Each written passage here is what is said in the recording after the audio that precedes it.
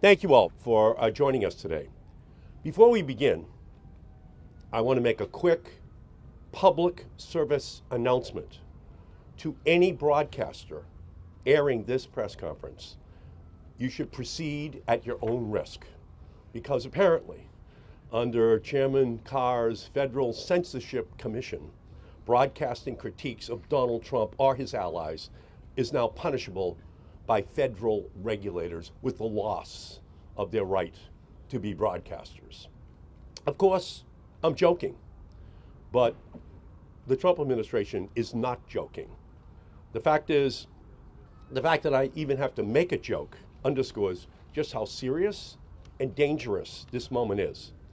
I want to thank Majority Leader Schumer, Deirdre Schiffling from the ACLU, Clayton Weimers from Reporters Without Borders for joining us today for this very important press conference.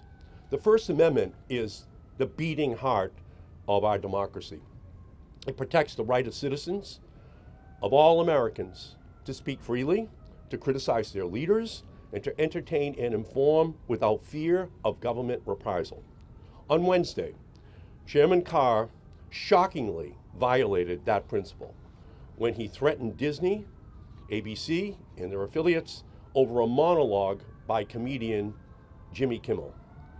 Carr suggested revoking the broadcast licenses of ABC affiliates and then delivered a line more suited for The Godfather Part 1. We can do this the easy way or the hard way. Within hours, Jimmy Kimmel was off the air. Carr and his allies have tried to spin this controversy as a purely economic dispute between local affiliates and national networks. They have tried to argue that Kimmel's joke was factually inaccurate and therefore the Federal Censorship Commission could penalize ABC stations for failing to act in, quote, the public interest. These comments are obviously ridiculous and they are dangerous.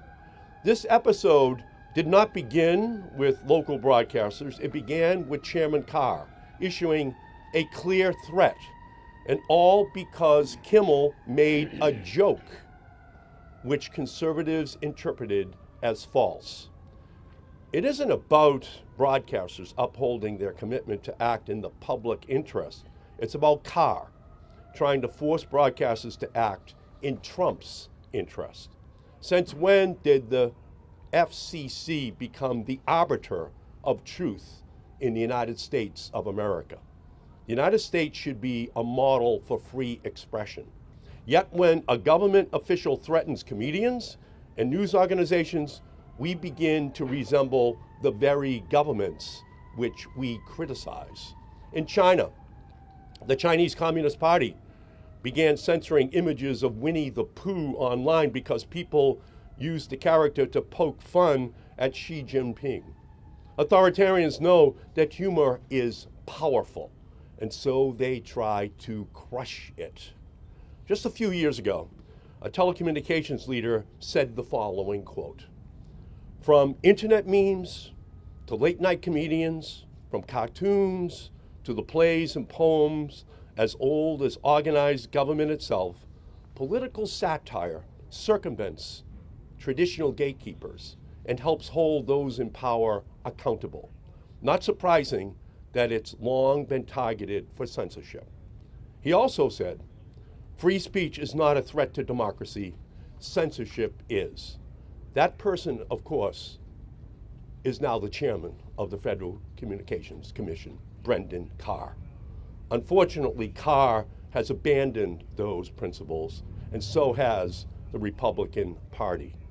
Yesterday, I sought to pass a resolution condemning Carr's statements on the Senate floor. Senator Mark Wayne Mullen objected to my unanimous consent request without any explanation or defense of Brendan Carr. His silence, the Republican senator's silence, is deafening. There's far, far too much silence from Republicans these days. Republicans used to decry a cancel culture. Now they just call the Federal Canceling Commission to cancel your show if you make fun of Donald Trump. So that's why we're here. We are here to defend the First Amendment, to defend the independence of the press, and to defend the right to mock your leaders without fear in our nation. That is what is at stake. And with that, I'm going to turn it over to our great leader, Senator Chuck Schumer from the state of New York. Thank you, Eddie. Thank you, Eddie, and thank you for your great remarks. And I want to thank you. I know Senator Lujan is on his way, the ACLU and Reporters Without Borders for being here today. We're at a moment of peril in America, a real moment of peril, unlike we have seen in a very long time. Because yesterday, Donald Trump admitted what this crusade against freedom of speech was really all about when he said the FCC should consider revoking the license of networks with shows and hosts who are, quote, against me and give me only bad publicity. And then specifically, here's what Trump said, if you can believe it. Trump said, I think maybe their license should be taken away. It'll be up to Brendan Carr. That is censorship. It is disgusting. It is a violation of the First Amendment.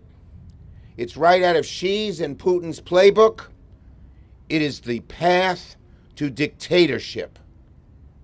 Plain and simple. Donald Trump, in broad daylight, with his own enormous ego, without understanding what the rule of law or America is all about, is launching in broad daylight a naked attempt to attack, a naked attack against perhaps the most basic freedom in America, the fundamental underpinning of democracy, the right to free speech. Again, Donald Trump is doing what Putin does.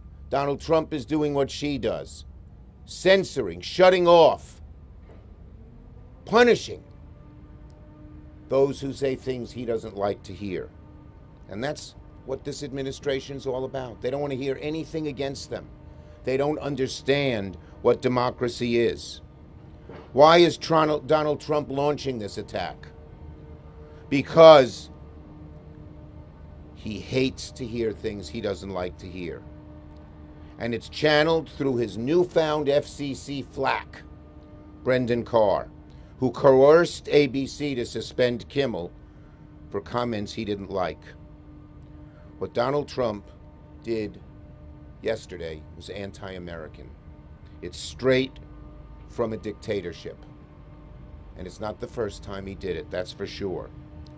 He has launched investigations and is continuing to investigate companies and bullying them into submission. We've never seen anything like this. Not from the great conservatives like Ronald Reagan or even the great conservative organizations. This is all out of Donald Trump's enormous megalomania, enormous ego,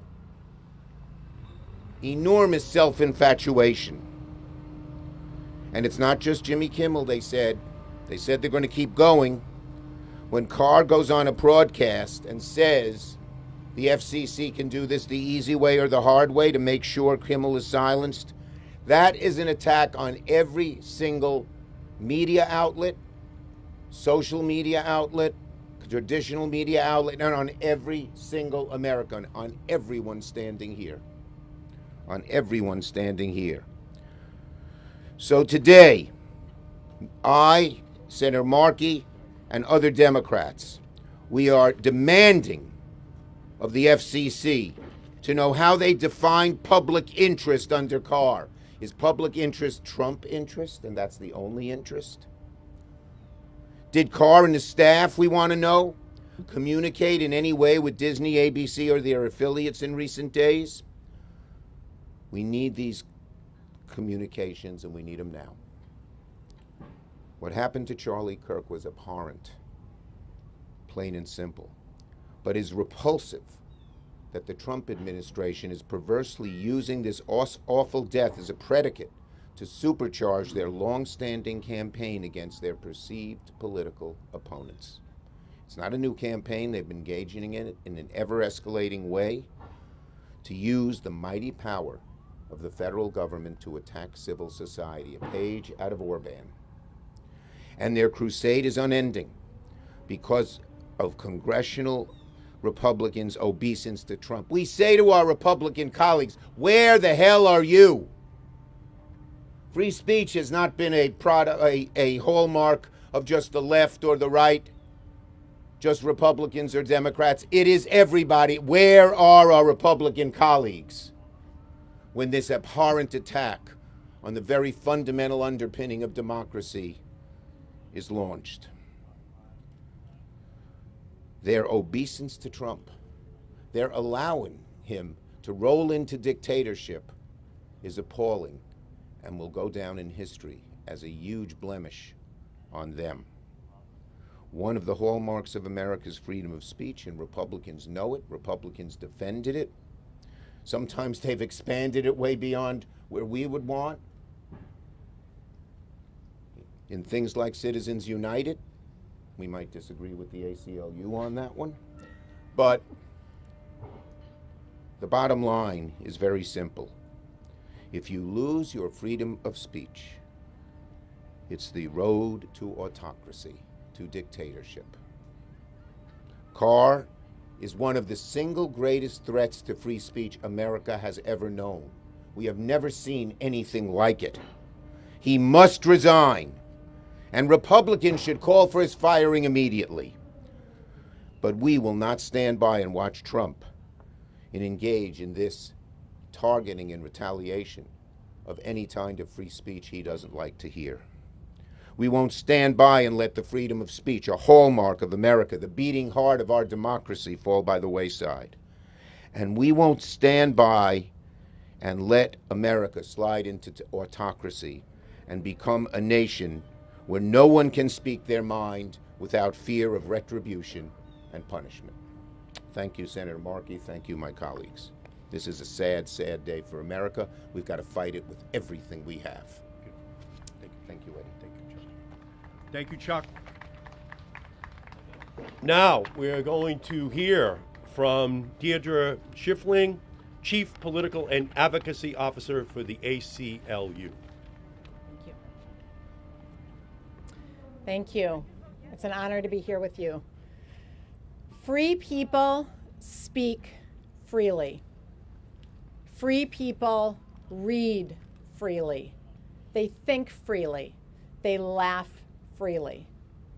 The First Amendment to our Constitution is about our ability to watch and read what we want without government interference.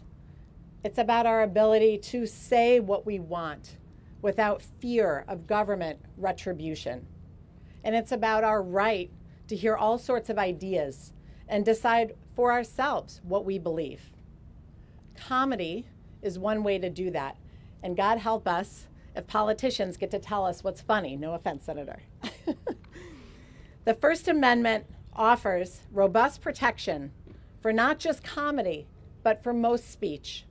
The First Amendment is clear. No president, no government can punish or censor speech just because they don't like it. That prohibition extends even to the most vile, offensive, and hateful speech. It even extends to most false speech. The ACLU will not allow President Trump and his administration to weaponize government to censor and threaten anyone they perceive to be their enemy or who says things that they don't like.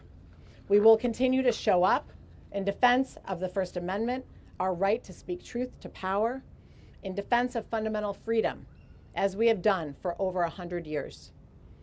Chairman Carr's threats to ABC affiliates show that the FCC is not afraid to serve as President Trump's speech police. Since taking over the FCC, Carr has brought baseless investigations into almost every major network, including CBS, NBC, and yes, ABC. President Trump has repeatedly sued media outlets when he doesn't like their reporting. The message is loud and clear. It's unmistakable. Negative coverage of the president will have consequences. Just a few days ago, President Trump sued the book publisher Penguin Random House, sued the New York Times, and sued 4 of their reporters for stories he didn't like. He and his administration are sending a dangerous message to the media that they should report as the president wants them to, or else. Unfortunately, some companies have shamefully and cynically capitulated in order to preserve their bottom line. CBS announced the cancellation of The Late Show with Stephen Colbert, a frequent Trump critic, just 1 week before the FCC approved its parent company's merger. The timing of the cancellation of Jimmy Kimmel is no accident. The owner of multiple ABC affiliate stations is trying to get merger approval from the FCC. These are large companies with national reach and ample resources to defend themselves and the First Amendment against this government. When they roll over without a fight, they are putting all of our First Amendment rights in danger. Free people speak freely. They read freely, they think freely, they laugh freely. A free press is critical for helping our nation's citizens stay informed, make their own decisions, and hold our government to account when it does not have their citizens' best interests at heart. The FCC and the Trump administration must step back from this dangerous cliff, and broadcasters must resist bending to political pressure. If we lose the fight to free expression, we lose what it means to live in a free society. Thank you. Beautiful. Thank you. Thank you so much. Thank you. And next we're going to hear from Clayton Weimers, Executive Director of Reporters Without Borders. Oh.